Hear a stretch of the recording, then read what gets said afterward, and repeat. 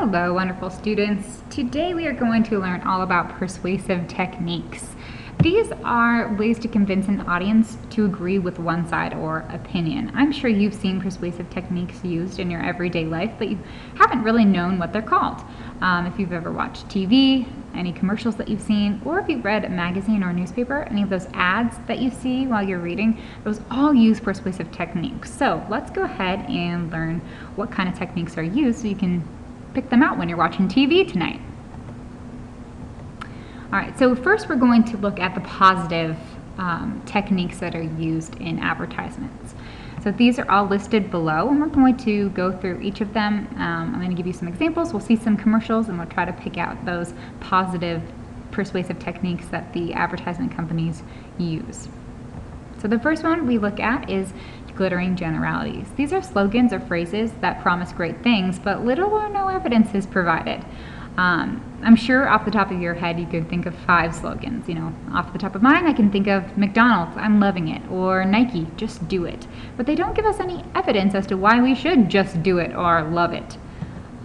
They make promises and they say maybe feel 10 years younger, new and improved, because we care, go green, etc.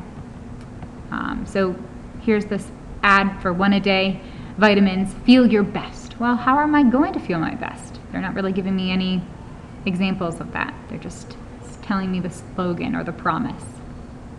Or things go better with Coke. Okay, well, why? But I know drink Coca-Cola is a slogan, and I can figure it out. Let's see if we can pick out the glittering generality in this commercial.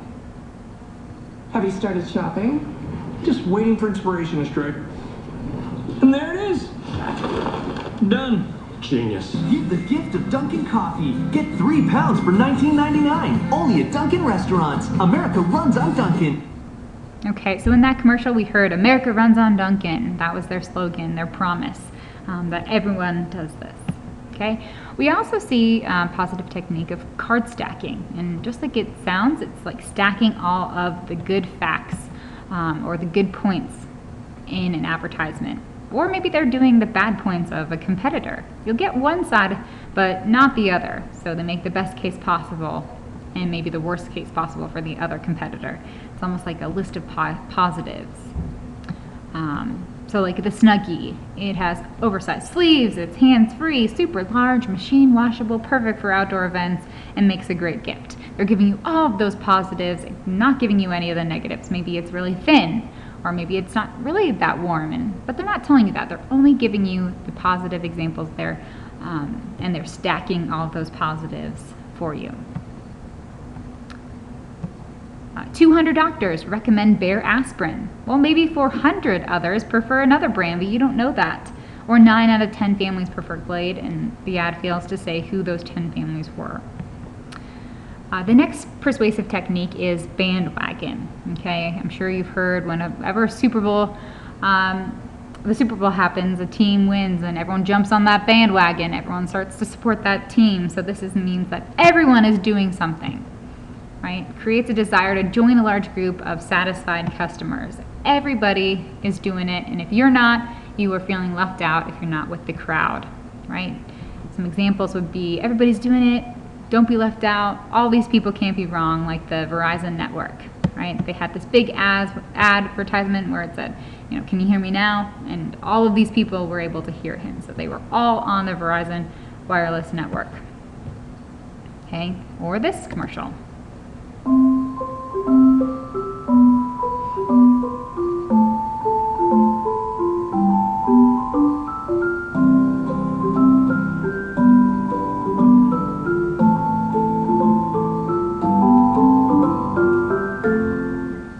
Every dog wants to be a Caesar dog.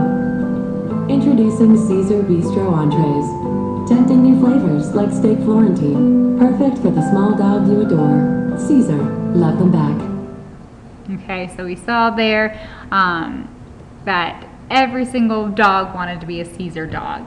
Don't let your dog feel left out if he's not eating Caesar food. Our next one is testimonial. These are famous people or experts that endorse a product. I'm sure you see this all of the time. Maybe like a famous basketball player endorses a shoe, right, or a sneaker. And the hope is that you'll buy the product because they like it and you know that they're a credible source, right?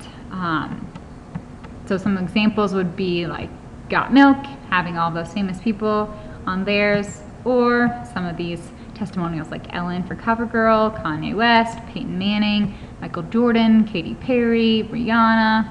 All of those people endorse products. So let's look at some of these commercials. What's more beautiful than a CoverGirl? 2 CoverGirls. That's right.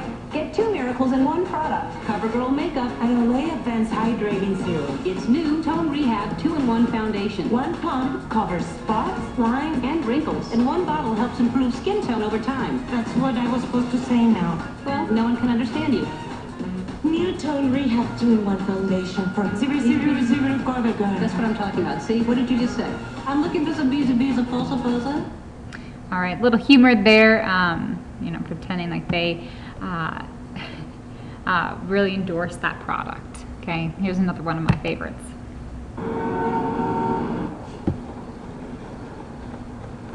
Okay, we're seeing a lot of celebrities. I feel like I'm on a TV show. Harold, welcome. Team, meet Harold, the new store manager.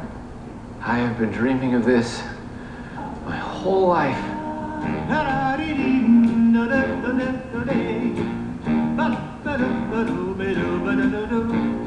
Life could be a dream.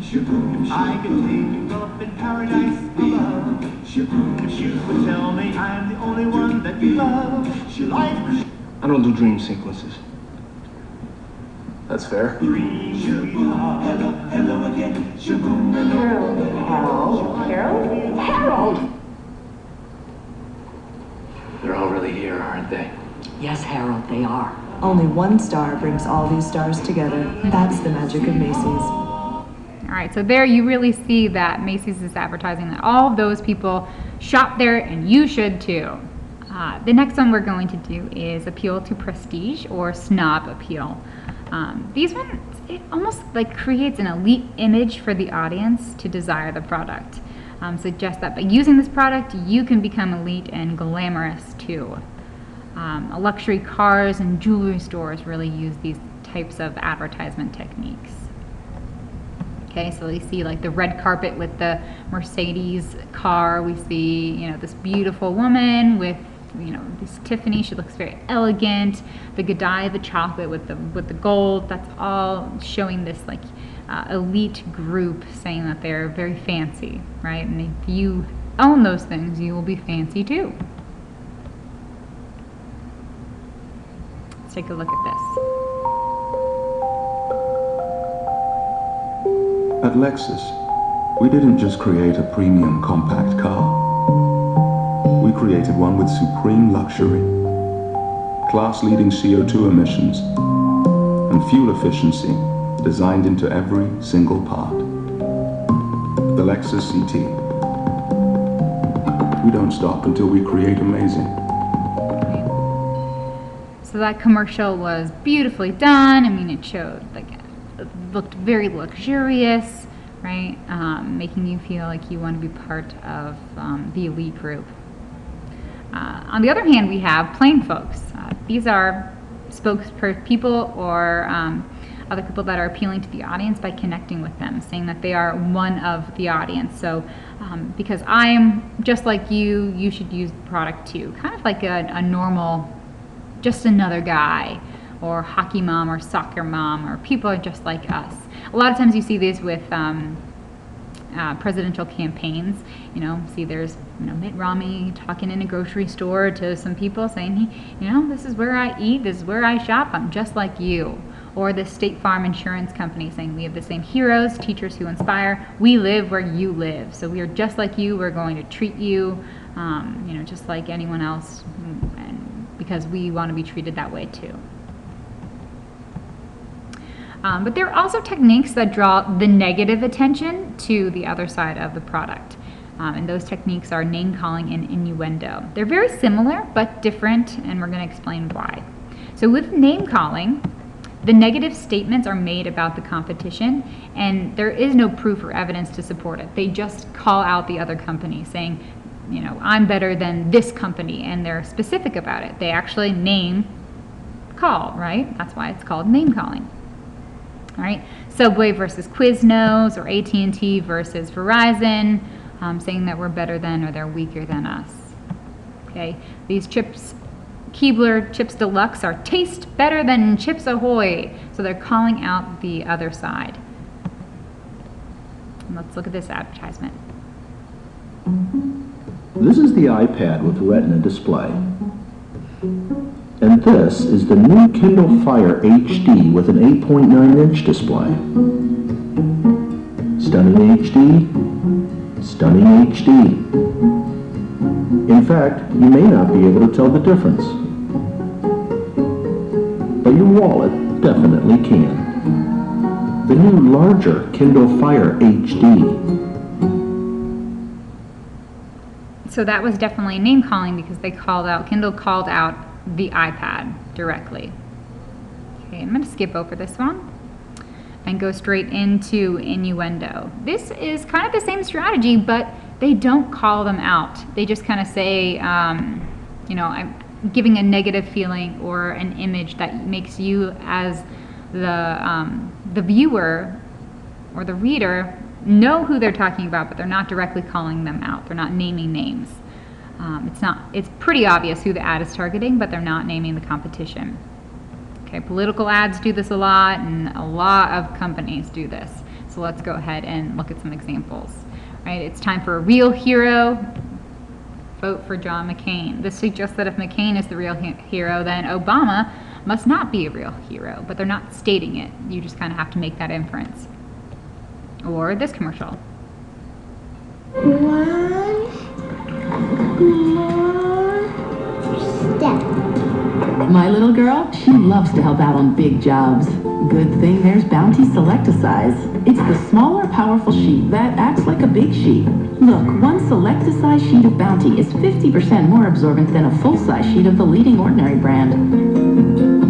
I got it! Use less with the small but powerful picker-upper, Bounty Select-A-Size. And try...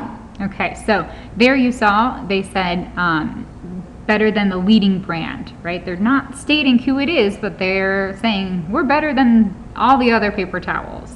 Okay, but they don't name names, and that's the big difference here. Okay, this is one of my personal favorites.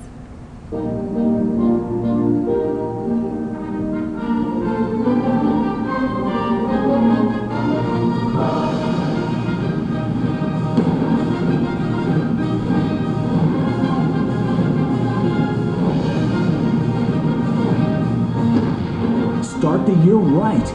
Eat smart with a delicious low-fat Subway Club on new, freshly baked 9-grain wheat bread. Subway. Okay, so there you saw they were calling out their competitors, but they were holding fast food, and you can put together who they're calling out pretty quickly. Okay, there are other techniques that use both positive and negatives, and those are appeal to emotions. Okay, I'm sure that you've seen these commercials, all the commercials with the sad children or the sad dogs and the sad songs, right? They're really appealing to your emotion. The connection could be either happy or it could be sad. You could feel loyalty, pity, or fear, or patriotism. They're really just digging right into your emotions and trying to get you to feel one way in particular. Maybe they're seeking donations or prevention plans, or trying to get you to do something, right? So save the children, or this one. My phone would ring, and it'd be him saying, "Hi, Ma, what you doing?" And he knew that I was at work. And just those little things throughout the day, he'd always say, "I love you, Ma." This is the unfinished text message that our son was typing when he drove off the road and died of a massive skull fracture.